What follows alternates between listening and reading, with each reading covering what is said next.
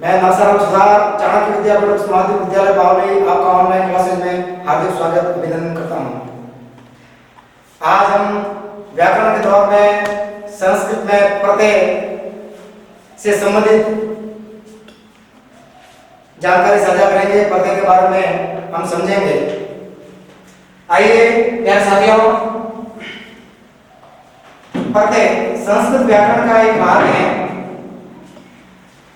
प्रत्यय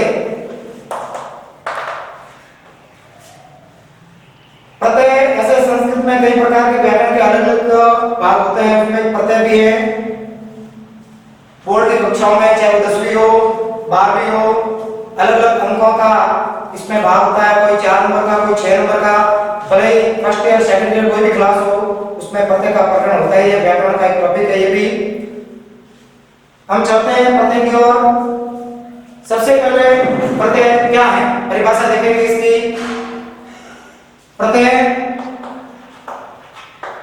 संस्कृत परिभाषा में प्रतीयते विधीयते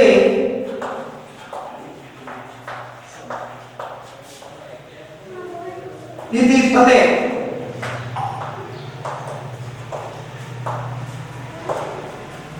अर्थात वे शब्दांश जो किसी शब्द के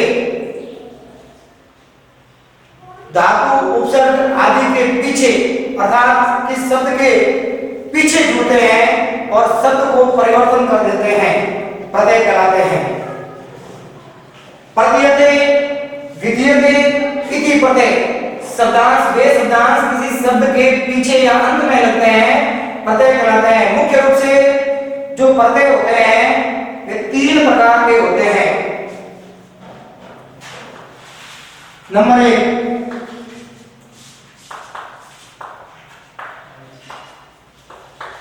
कदन प्रत्यय। कदन प्रत्यय भी कहते हैं इसको, कृत प्रत्यय भी कहते हैं इसको, धातुज प्रत्यय भी कहते हैं।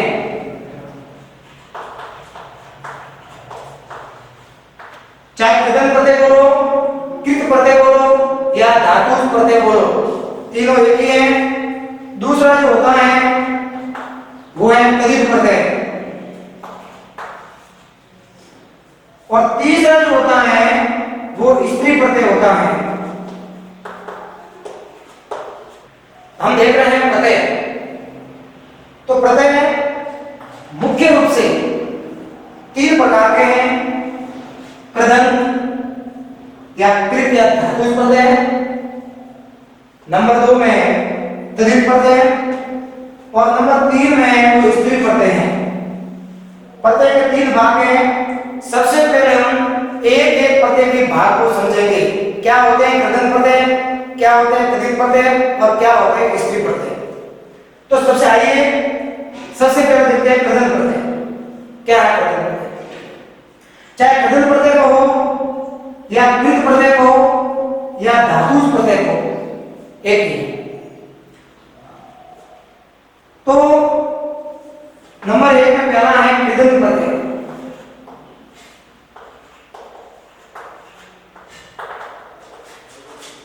कदन प्रत्यय वे प्रत्यय होते हैं जिसमें सबसे पहले धातुओं का प्रयोग किया जाता है। अर्थात वे प्रत्यय जिनमें धातुओं का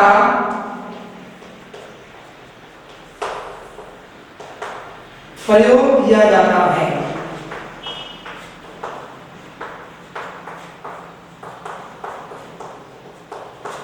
उन्हें कदन प्रत्यय कहते हैं। अर्थात जिसमें सबसे पहले धातुओं का प्रयोग हो वे कदन प्रत्यय कहलाएंगे।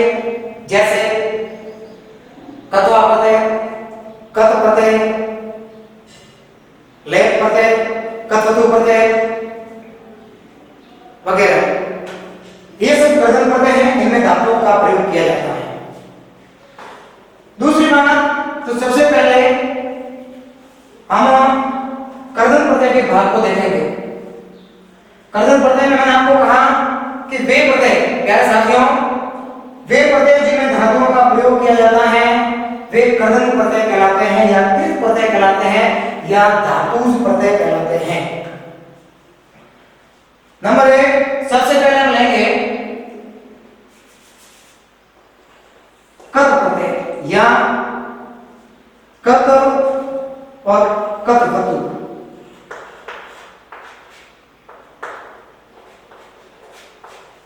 कत और कत वतु प्रत्यय, कत और कत वतु प्रत्यय दोनों प्रत्यय जो होते हैं वे दोनों प्रत्यय, कत और कत वतु प्रत्यय जो दोनों प्रत्यय हैं। कत प्रत्यय में क्या होता है, जैसे त,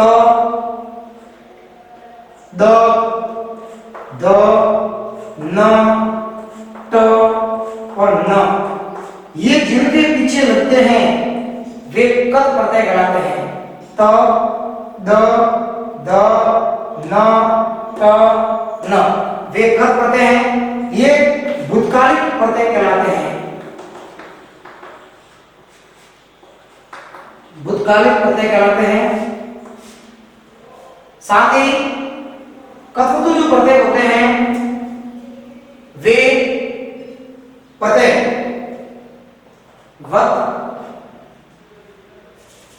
वान, वती और वत में की ध्वनियों में लगते हैं। वान, वती और वत की ध्वनियों में कत वतु प्रत्यय का प्रयोग किया जाता है। तो कत वतु और कत प्रत्यय में अलग अलग ये हैं, वान, वत, वती और वत, इनकी ध्वनियों में कत वतु प्रत्यय का प्रयोग किया जाता है।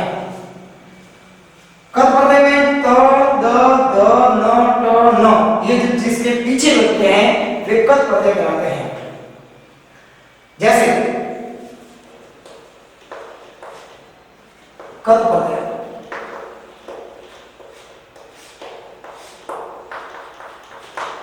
हमने उदाहरण में लिया है गतः, तो गतः से त, कत प्रत्यय में क भाग जो हलंत का है वह लोप हो जाता है, अर्थात इत संज्ञ हो जाता है, इत संज्ञ हट जाता है, और त भाग जो है वह शेष रहता है पीछे। जैसे गम धम का मिलके बना गत, भूतकालिक इसलिए है, गत नहीं गया या गया हुआ, ये भूतकालिक है, अर्थात भूतकाल के अर्थ में इन प्रत्ययों का प्रयोग किया जाता है। धातु, जिसको इंग्लिश में वर्ब बोलते हैं, हिंदी में क्रिया कहते हैं, संस्कृत में धातु कहते हैं। 2000 से अधिक धातु है संस्कृत में, खाना पीना, बोलना, भागना, आना जाना, ये सब क्रिया है। उसी प्रकार संस्कृत में धातु या प्रकृति बोलते हैं, गम धातु जाना, जा धातु, लिख धातु, पढ़ धातु, ये सभी धातु है। उसी प्रकार गम है जाना, और कत प्रत्यय का जैसे प्रयोग हुआ तो गत अपना प्रत्यय युक्त शब्द बन गया। उसी प्रकार जैसे नितः, नी धातु है, नी का अर्थ होता है ले जाना, नी यानी ले जाना, तो नी धन कत, नी यानी ले जाना, नी धन कत, और क का लोप हो जाता है नितः। साथ ही जैसे कतु प्रत्यय, कतु प्रत्यय में क्या होता है,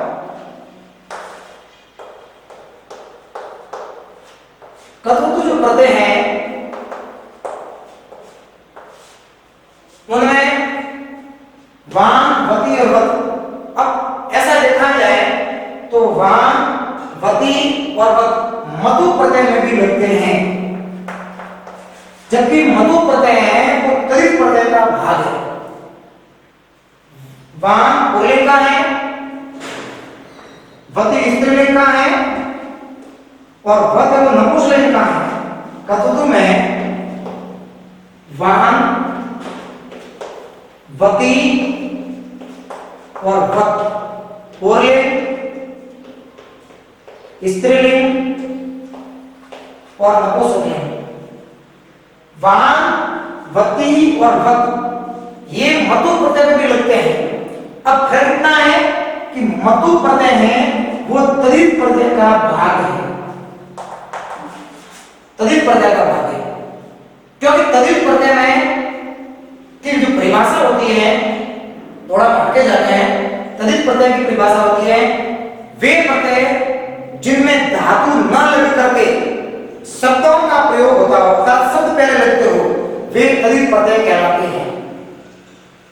तो इनमें शब्द आवे, कोई भी उदाहरण है मतु का, उसमें भी वान, वती, वत लगे हुए होंगे और शब्द है तो मतु होगा और वान, वती और वत लगे हुए हैं और धातु है आगे, तो कत्तु प्रत्यय का प्रयोग किया जाएगा। इसको निष्ठा संज्ञक भी कहते हैं, निष्ठा संज्ञक प्रत्यय भी कहते हैं। जैसे नित्वान, नित्वती और नित्वत। नित्वान, नित्वती, नित्वत, तो इसमें नि धातु हुआ, धन कत्वतु प्रत्यय। और कत्वतु प्रत्यय जो होता है इसमें तवत भाग शेष रहता है, तवत भाग शेष रहेगा, तवत भाग शेष रहेगा। और इसमें कत्वतु में क हलंत और तू में जो ऊ है, त हलंत धन ऊ मिलके जो तू बना है, कत्वतु का जो तू है, उस तू में जो ऊ है वह ऊ प्लस ये क हलंत, ये दोनों का लोप हो जाएगा, मतलब हट जाएंगे, इस संज्ञक हो जाएगा। तो पीछे शेष रहेगा तवत, अर्थात जिसके पीछे तवत है वो कत्वतु है। तो प्यारे साथियों, वान पुल्लिंग का, वती स्त्रीलिंग का और वत है वो नपुंसकलिंग का है, जिसके पीछे और आगे धातु लगे वह कत्वतु प्रत्यय होता है। मित्रों देखिए आगे, जैसे मैंने लिखा नि धन कत्वतु, तो नि धातु का होता है ले जाना, और इसी में भी धातु है नितः, कत प्रत्यय है जिसके पीछे त शेष रहा है, तो नि धातु है और नित और प्रत्यय हो गया कत, तो नि का होता है ले जाना। उसी प्रकार यहां भी धातु है नि, इसका अर्थ होता है ले जाना। निधन कत्वतु जैसा ही मिला, नित्वान, पुल्लिंग, नित्वती और नित्वत नपुंसकलिंग बन गया। उसी प्रकार गतवान, गतवती और गतवत, इसका हो गया गम धन कत्वतु, गम धन कत्वतु, गतवान, गतवती और गतवत, पुल्लिंग, स्त्रीलिंग और नपुंसकलिंग। अब हम ले रहे हैं कत्वा प्रत्यय, तुमुन प्रत्यय और लय प्रत्यय, तीन पदों को साथ में लेंगे। साथियों, कत्वा प्रत्यय, तुमुन प्रत्यय और लय प्रत्यय ये भी कृदंत प्रत्यय, कृत प्रत्यय, धातु प्रत्यय कहलाते हैं। ये वे प्रत्यय हैं जिनके आगे धातु का प्रयोग किया जाता है, धातु प्रत्यय कहलाते हैं या कृदंत प्रत्यय कहलाते हैं। आइए साथियों, मित्रों, कत्वा प्रत्यय जो है जिनमें क का लोप हो जाता है, अर्थात क है इस संज्ञक हो जाता है, त्वा भाग शेष रहता है। कत्वा में त्वा भाग शेष रहता है। तुमुन प्रत्यय में न हलंत और मु का जो ऊ है, अर्थात म हलंत धन ऊ मिलके मुंह बना है, ये वर्ण विलास है। म हलंत धन ऊ मिलके मुंह बना, वर्ण विलास किया हमने, और इसमें जो ऊ स्वर आया वो बात, तो न हलंत और ये ऊ, ये दोनों लोप हो जाते हैं इस संज्ञक हो जाते हैं। तो शेष रहा तू और म अलग, अर्थात तुम शेष रहा, जिसमें तुम शेष रहता हो। दूसरा आता है लेप प्रत्यय। लेप प्रत्यय में ल हलंत जो आधा दिया हुआ हलंत और प हलंत, ये दोनों लोप हो जाते हैं, अर्थात इस संज्ञक हो जाते हैं, हट जाते हैं। तो शेष रहेगा ये, वो लेप प्रत्यय कहलाता है। अब हम एक एक देखेंगे। सबसे पहले देखते हैं कत्वा प्रत्यय। तो कत्वा प्रत्यय में जो है वो पूर्वकालिक क्रिया वाला प्रत्यय है। पूर्वकालिक क्रिया का मतलब क्या, अर्थात जब दो व्यक्ति साथ में कार्य करें, दो व्यक्ति साथ में, मित्रों साथियों, कत्वा प्रत्यय पूर्वकालिक क्रिया। पूर्वकालिक क्रिया दो व्यक्ति साथ में कार्य कर रहे हैं और पहले वाला जो व्यक्ति होता है वह जब कार्य करता है तो उसकी जो पहले की जो क्रिया है, जो कार्य है, वह पूर्वकालिक क्रिया कहलाती है। जैसे तुम्हारे लेंगे हम, इसकी पहचान है जिसमें त्वा त्वा त्वा और त्वा, इसकी पहचान में त्वा और त्वा पूर्वकालिक क्रिया है। दो व्यक्ति साथ में कार्य करेंगे, पहले वाला जो कार्य कर रहा है उसकी जो क्रिया होगी वह पूर्वकालिक क्रिया है। त्वा और त्वा शेष रहे, इसमें तुम और तुम शेष रहे, तुम और तुम शेष रहे, इसमें तुम और तुम शेष रहे, और लास्ट में है वो है य, अर्थात लेप, जिसमें आगे उपसर्ग हो और पीछे य हो, लेप प्रत्यय कहलाता है। आगे उपसर्ग हो और पीछे य हो, लेप प्रत्यय कहलाता है। तो सबसे पहले आपको हमने बता दिया है, शब्द के अंत में जिसके पीछे त्वा और त्वा हो, शब्द के अंत में त्वा और त्वा हो, वह कत्वा प्रत्यय है। जिस शब्द के अंत में तुम और तुम हो, वह तुम प्रत्यय है। जिसके आगे उपसर्ग हो प्लस पीछे य हो, वह लेप प्रत्यय होता है। तो हम देखेंगे सबसे पहले कत्वा के उदाहरण। जैसे पठ प्लस कत्वा मिलके बनेगा पठित्वा। इसमें एक और होता है, अब जैसे पठित्वा है, वाक्य लेंगे हम, मोहन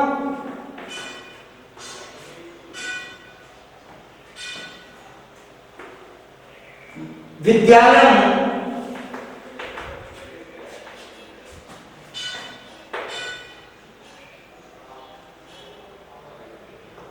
पठित्वा,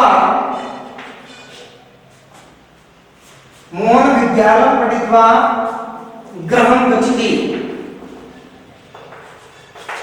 मोहन विद्यालय को पढ़ करके घर को जाता है, वाक्य। अब इसमें जो पठित्वा आया है उसका अर्थ कर या करके, कर या करके, कर या करके अर्थ में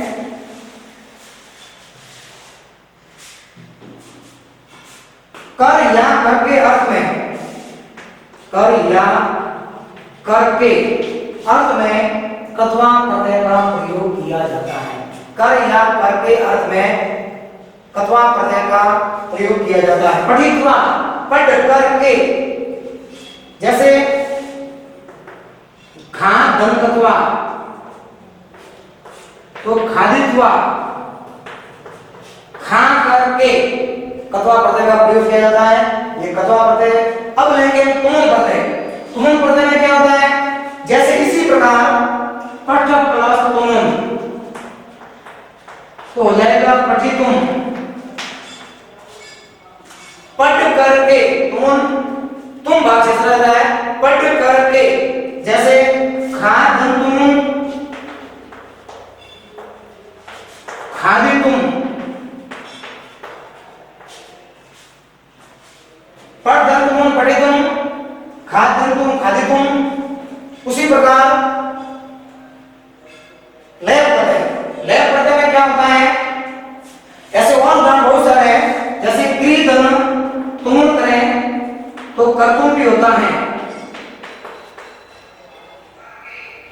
क्रतुम। दृश्य दंतोन करें,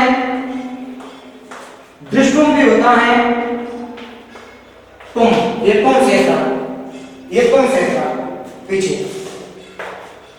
अब आता है लेप प्रत्यय। लेप प्रत्यय में क्या होता है, जैसे मान लो कोई भी जिसके आगे उपसर्ग हो, जैसे यहाँ आदाय, तो आदाय में आगे देखिएगा जिसके आगे उपसर्ग हो पीछे यह हो, वहां लेप प्रत्यय का प्रयोग किया जाता है।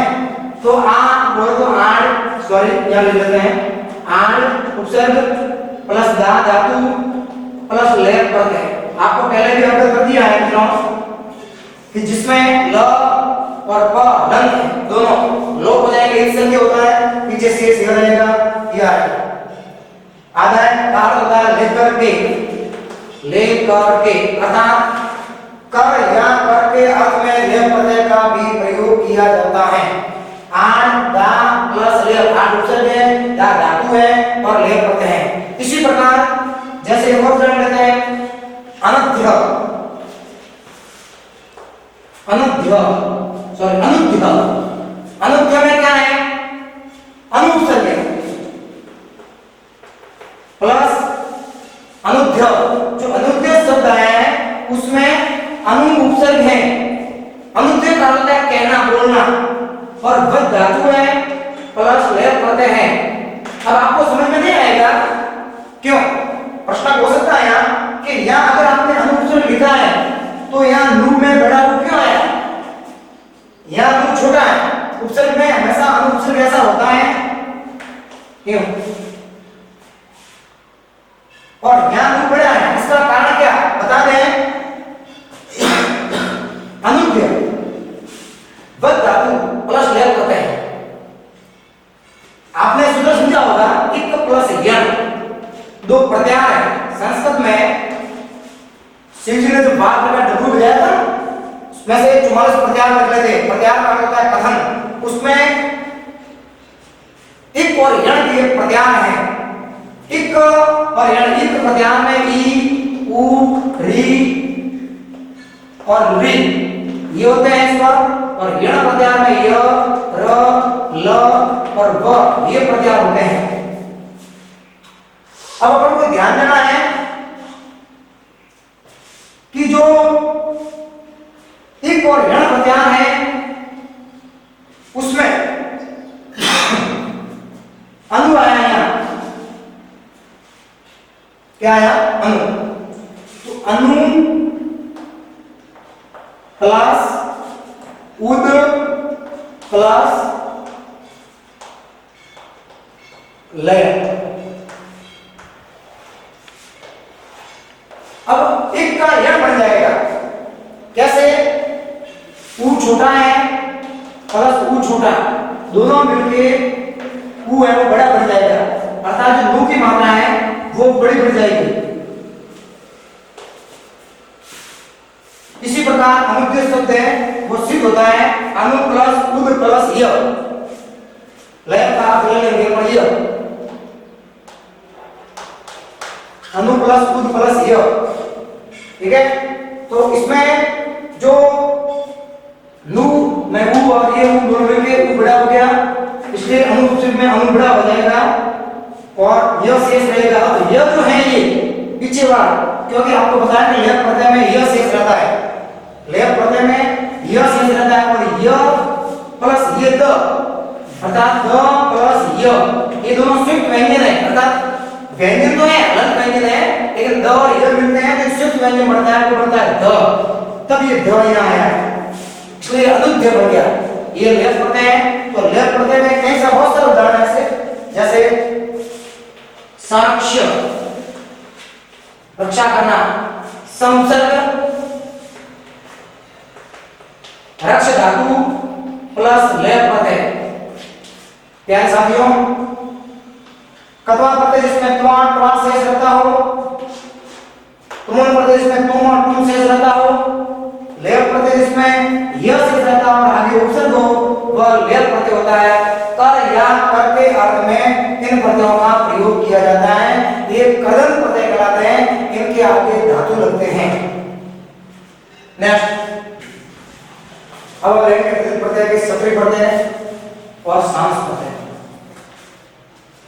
सत्रीय प्रत्यय और सामस प्रत्यय, इन दोनों में जो प्रत्यय हैं दोनों, जैसे जिस प्रकार कत और कत्वतु प्रत्यय को हम निष्ठा संज्ञक कहते थे। निष्ठा संज्ञक प्रत्यय भी कहा जाता है। ऐसे कई बार प्रश्न आते हैं, निष्ठा संज्ञक संबंधित प्रत्यय है। उसी प्रकार सत्रीय प्रत्यय और सामस प्रत्यय जो है उन्हें हम इत संज्ञक प्रत्यय भी कह सकते हैं। इत संज्ञक प्रत्यय भी कहा जाता है। इत संज्ञक प्रत्यय भी कहते हैं। सत्रीय प्रत्यय और सामस प्रत्यय दोनों प्रत्यय जो होते हैं त न अंति की ध्वनियों में होते हैं, जिसके पीछे त न अंति की ध्वनि आएगी। सामस प्रत्यय में आन मान शान अर्थात आन आना आनम मान माना मानम की ध्वनियां शेष रहती हैं।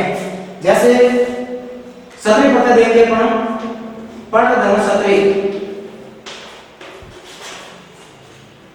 सत्रीय प्रत्यय और सामस प्रत्यय, पश्चपदी धातुओं में सत्रीय प्रत्यय का प्रयोग किया जाता है, जबकि सामस प्रत्यय का प्रयोग आत्मपदी धातुओं में किया जाता है।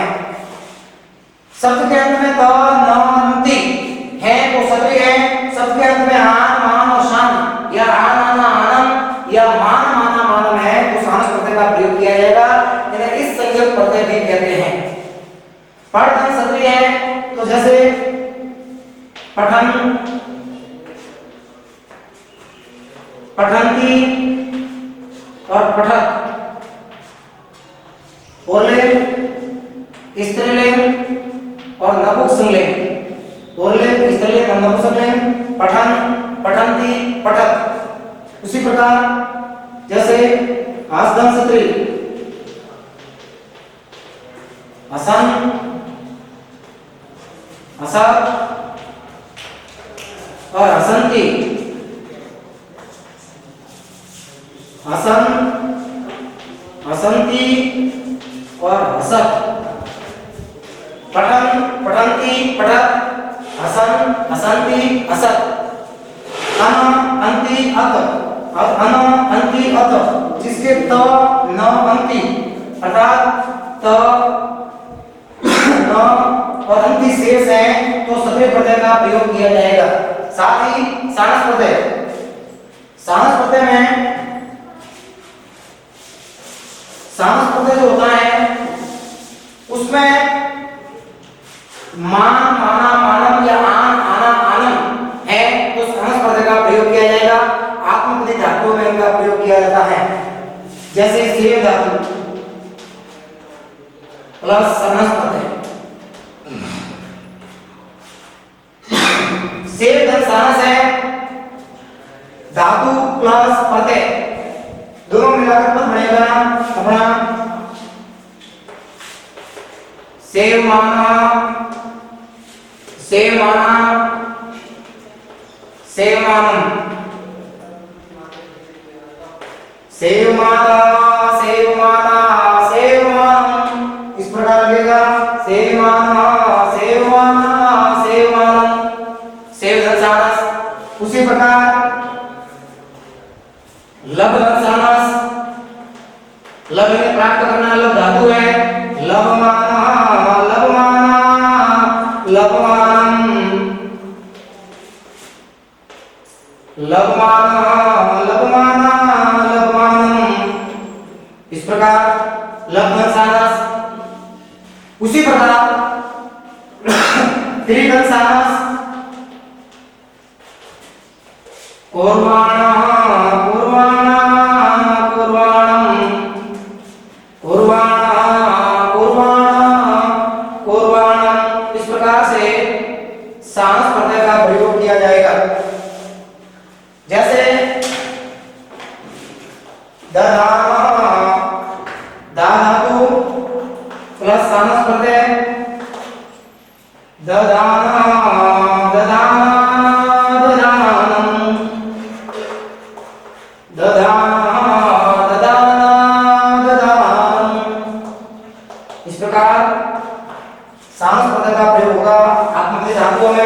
जबकि सभी प्रत्यय का प्रयोग होगा।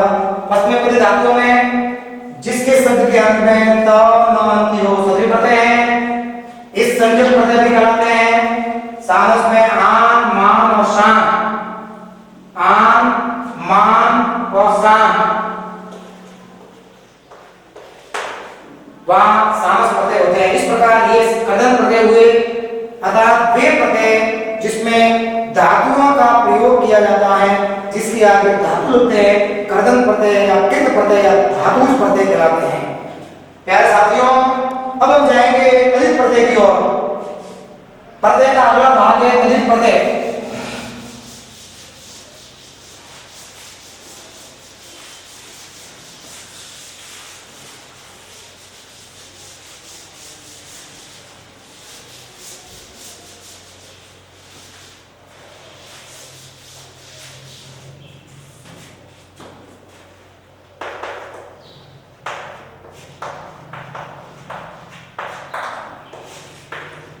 तदित प्रत्यय,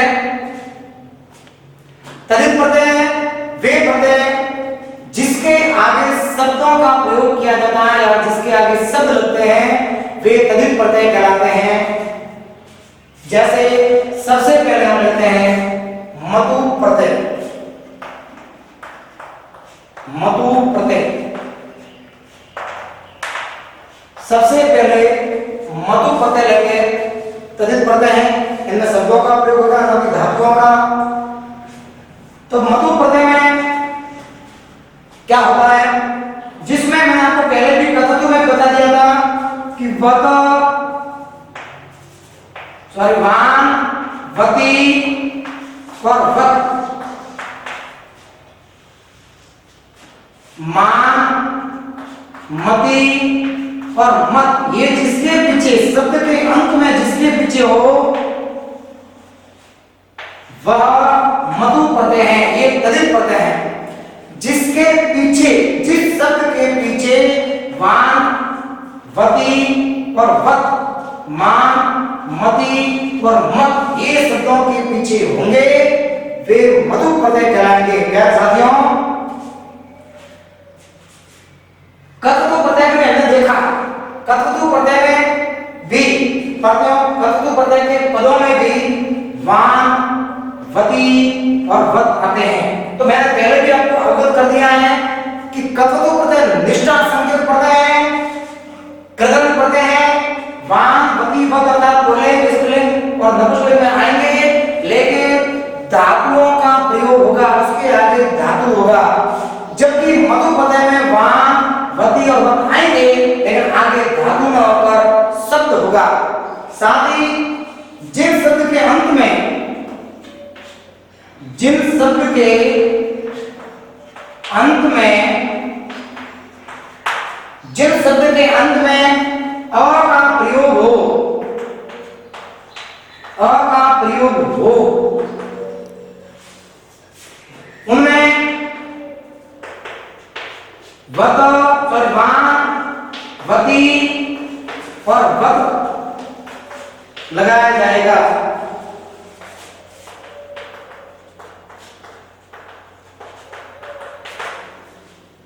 जिन शब्द के अंत में अ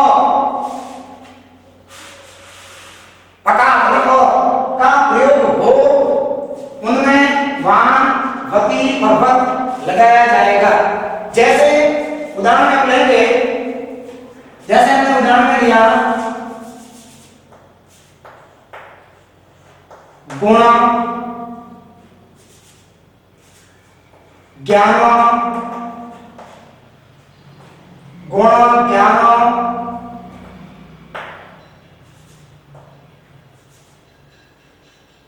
जिस प्रकार हमने लिया है गुण। अब आप देखिएगा गुण, ज्ञान, हेम, जैसे न है, न है, म है, ये शब्द है। इस शब्द के पीछे देखो न में अ की ध्वनि आ रही है, न में अ की ध्वनि आ रही है, म में अ की ध्वनि आ रही है, अर्थात इन शब्दों के पीछे अ की ध्वनि है किनारे में। अ की ध्वनि होने के कारण इनमें वान, वती और वत लगेंगे। जैसे पुल्लिंग में होगा गुणवान, स्त्रीलिंग में होगा गुणवती, और नपुंसकलिंग में होगा गुणवत्, पुल्लिंग, स्त्रीलिंग और नपुंसकलिंग गुणवान, गुणवती और गुणवत्। जिन शब्द के पीछे अ हो, जिन शब्द के पीछे अ हो वहां वान, वती और वत लगेंगे। गुणवान, गुणवती, गुणवत्। ज्ञानवान, ज्ञानवती और ज्ञानवत्। हेमवान, हेमवती और हेमवान, सॉरी हेमवत। हेमवान, हेमवती और हेमवत। देखो वान, वती और वत, वान, वती और वत, वान, वती और वत। अर्थात जिस शब्द के पीछे अ हो वहां वान, वती और वत लगेंगे। दूसरी बात, जैसे दूसरे उदाहरण दे रहे हैं मान, मति और मत के। जैसे अपन लेंगे मान, मति और मत के, जैसे शक्ति शब्द है, दूसरा है अनु है, शक्ति है, अनु है और वो है, दी है और स्त्री है। अपन ने पहले भी देख दिया है प्यारे साथियों, शक्ति, अनु, गो, दी और स्त्री। फिर मैं आपको बता दिया है कि वान, वती और वत जिस शब्द के अंदर लगेंगे, जिसके शब्द के पीछे अ हो तो वान, वती और वत लगेंगे, नहीं तो शक्ति, अनु, गो, दी, स्त्री इन शब्दों में न की अ है और नहीं है, इसलिए इनमें वान, वती, वत नहीं लगेंगे। तो क्या लगेंगे? मान, मति और मत लगेंगे। कैसे? जैसे शक्तिमान, शक्तिमान, शक्ति, मति और नपुंसकलिंग का है शक्ति, मत। हनुमान, हनुमति और हनुमत। गोमान, गोमती और गोमत। धीमान, धीमती, धीमत। श्रीमान, श्रीमती, श्रीमत। अब देख लो मान, मति और मत, मान, मति और मत। ये मान, मति, मत जिसमें अ की ध्वनि नहीं आती है उनमें मान, मति, मत लगेंगे। ये हो गया आपके मधु प्रत्यय। एक दौर में और एक प्रत्यय लेंगे, फिर अपने टॉपिक को हम विराम देंगे। अगला लेंगे हम तरप और तमक प्रत्यय। मधु प्रत्यय के बाद में हम लेते हैं तरप और तमक प्रत्यय। क्या है तरप और तमक प्रत्यय? तरप प्रत्यय जो होता है उसमें पंचमी विभक्ति का प्रयोग किया जाता है, जबकि तमक प्रत्यय में षष्ठी और सप्तमी विभक्ति का प्रयोग किया जाता है। जिन प्रत्यय में पंचमी विभक्ति का प्रयोग किया जाता है वह तरप प्रत्यय है और तरप प्रत्यय में तर भाग शेष रहता है, जबकि तमक प्रत्यय में षष्ठी और सप्तमी विभक्ति का प्रयोग किया जाता है जिसमें तम भाग शेष रहता है। प्यारे साथियों, हम देखेंगे तरप और तमक प्रत्यय।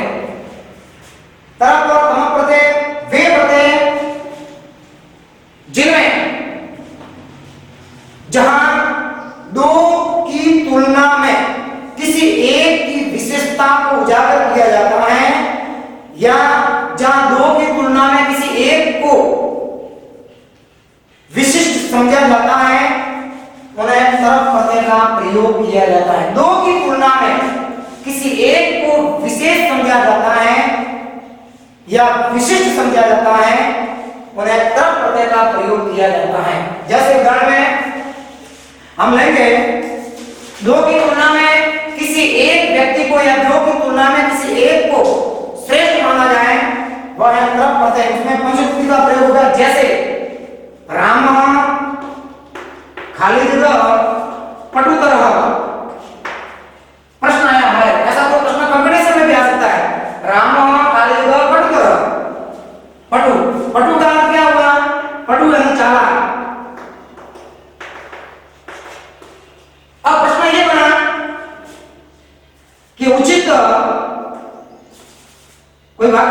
आपको प्रश्न दिया जाए रिक्त स्थान प्रियतः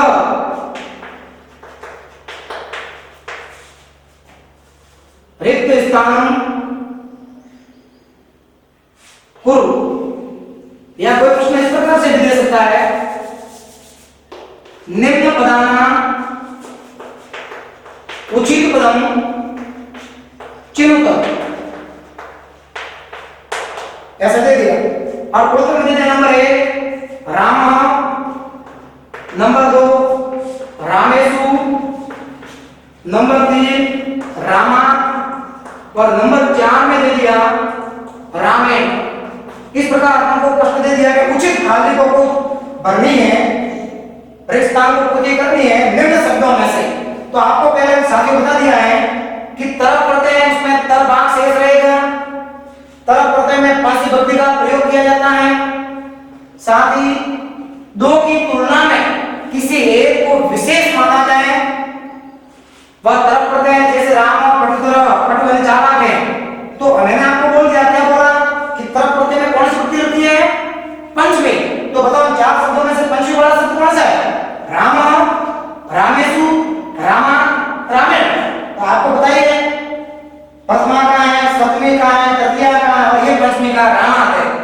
तो तरफ में पंचमी लगती है तो रामा शुद्ध बताएगा या रामा, रामा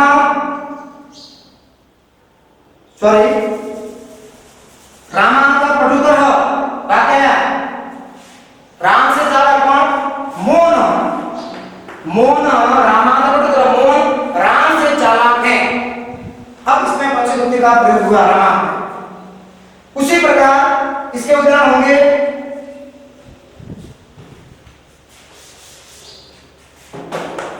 निम्नतर, निम्नतरा, निम्नतर,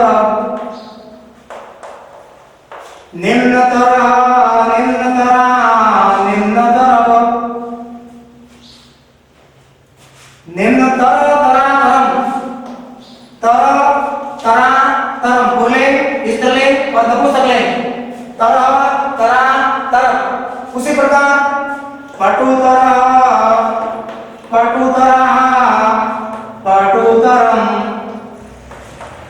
तर तरातरम पुल्लिंग स्त्रीलिंग नपुंसकलिंग। ये तर प्रत्यय उसी प्रकार हम लेंगे तमक प्रत्यय। मैंने आपको पहले बता दिया कि तमक प्रत्यय में षष्ठी और सप्तमी विभक्ति का प्रयोग किया जाता है। तरफ प्रत्यय में आपको बताया कि दो की तुलना में किसी एक को विशेष बताया जाता है, जबकि यहाँ तमक प्रत्यय में अलग है। अनेकों की, अनेकों अर्थात बहुतों की तुलना में किसी एक को श्रेष्ठ बताया जाता है तो वह तमक प्रत्यय है। बहुतों या अनेकों की तुलना में, बहुतों या अनेकों की तुलना में किसी एक को श्रेष्ठ बताया जाता है, तमक प्रत्यय होता है। जैसे उदाहरण लेंगे अपन, कवि नाम खालिद का, कवि नाम खालिद का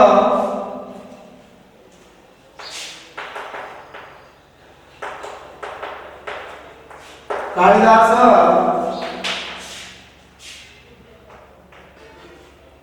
कवि नाम कालिदास श्रेष्ठ, कवि नाम कालिदास श्रेष्ठ। ये प्रश्न बना, अब उसमें लिखा कि रिक्त स्थान कुर्यत,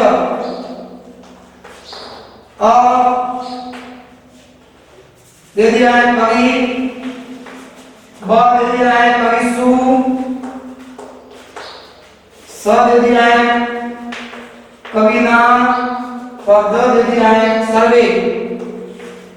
अ में दिया है कवि, ब में दिया है कविसु, स में दिया है कवि नाम, द में दिया है सर्वे। अब इसमें कौन सा उचित पद आपको मैंने बता दिया कि जिसमें षष्ठी और सप्तमी विभक्तियों का प्रयोग किया जाए, वहां तमक प्रत्यय होता है। इसमें सप्तमी विभक्ति है कविसु, इसलिए खाली में आएगा कविसु, कविना, कविसु। कालिदास श्रेष्ठ कवियों में, कवियों में जो कवि है कालिदास श्रेष्ठ है। तो बहुतों या अनेकों में कोई एक है, तो बहुत सारे कवि तो हैं, उनमें एक से श्रेष्ठ है कालिदास। इसलिए कवियों के कुल गुरु कालिदास को कहलाता है, कहते हैं इस प्रकार तमक। निम्न तमः निम्नतमः निम्नतमम् निम्नतमः निम्नतमः निम्नतमम् निम्न दन्तरतमः लघुतमः लघुतमः लघुतमः तो लघुतमः। इस प्रकार जब दो की तुलना में कोई एक श्रेष्ठ तरफ है जिसमें तर शेष रहता है वह सुक्ति का प्रयोग किया जाता है। तमाम जहां बहुतों या अनेकों में कोई एक श्रेष्ठ है वो तम प्रत्यय षष्ठी और षष्ठी विभक्ति का प्रयोग किया जाता है। इसमें कम भाग शेष